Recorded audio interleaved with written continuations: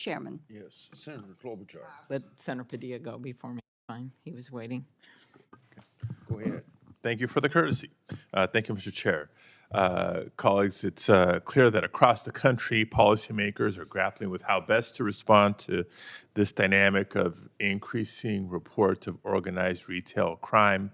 It's on the news constantly, and as a result, it's not just federal officials that are thinking about it and what can we do about it, state officials, local officials, but through our collective experience, you know, that effective policymaking also, it depends on accurate data. And right now, much of what we hear based on, quote, shrink estimates often conflates theft with inventory loss, employee error, and internal fraud. And I just can't help but observe that without standardized, disaggregated data, there's a risk that we may find ourselves legislating based on more assumptions than actual evidence. So my first question is for Mr. Glawe. The National Insurance Crime Bureau often cites retail shrink data to describe the scale of organized retail crime. How do you distinguish between organized retail crime as opposed to employee theft, inventory mismanagement, or other forms of loss? Yeah, so Senator, thank you for the question. We have been the hub for information sharing for the insurance industry and law enforcement for 115 years. So the claims associated with crimes involved, we have access to that.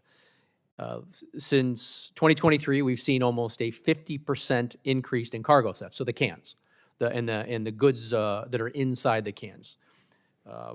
In the last 18 months, we've seen 240 theft investigations and 70 recoveries totaling $40 million that our organization's been involved with. So we're actually embedded in the investigations and with the analysts at state and local levels. Regarding the shoplifting and the shrinkage inside organizations, that data is not something that the NICB actually tracks specifically. It's the larger volume, the criminal organizations and the cargoes associated with it. So that in and of itself, I think, is an important distinction because the nightly news may not always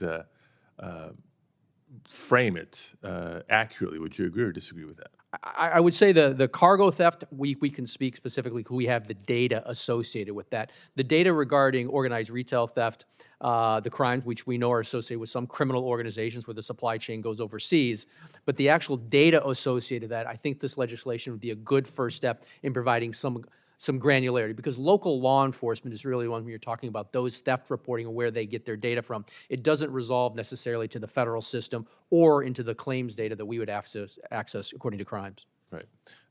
Let me jump to a different topic. Time goes by quickly in this committee.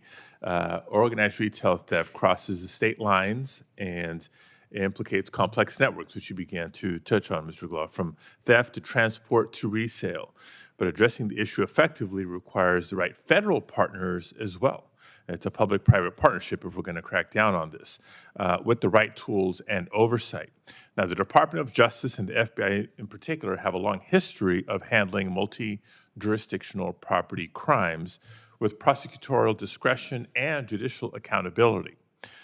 But Corica, you referenced the proposal, would shift that role to the Department of Homeland Security, raising questions about mission creep or surveillance.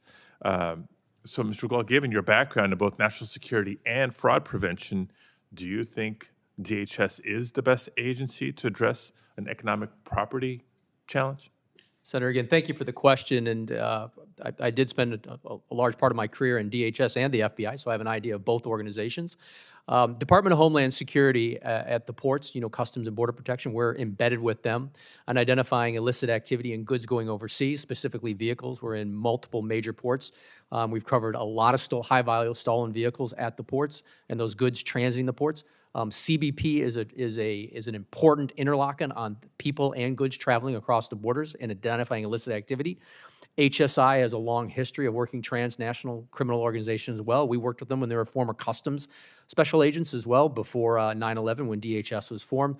DHS is a logical point of of being the center here, but I think in partnership is critical with the FBI, our local law and state partners, as well as national security, which we didn't touch on, is we need to identify these networks that are associated with national security threats, being terrorism and nation states. So a center where this can be done is very important, and this bill is a good step. So I agree when it comes to the cargo dynamic and ports of entry, when it comes to retail shops and theft being conducted at that level.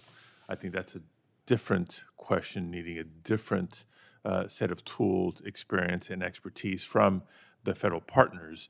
Last question, I know my time is up, but if the Department of Homeland Security were to gain access to both business and consumer data, again, at the retail level, not through the supply chain, how do we prevent that information, that consumer and business data, from being used for unrelated purposes? Senator, I think the prioritization, as Ranking Member Durbin said before, on violent criminals, transnational criminal organizations that are a threat to the United States, that transit the borders is critical. This center, the vetting of people and goods that travel for threats to the United States that are associated with violent criminal organizations, Mexican drug cartels, as well as terrorist organizations is critical, and this center would be a good first step to do that. Okay. Thank you. Thank you, Senator Mr. Chair. Brett.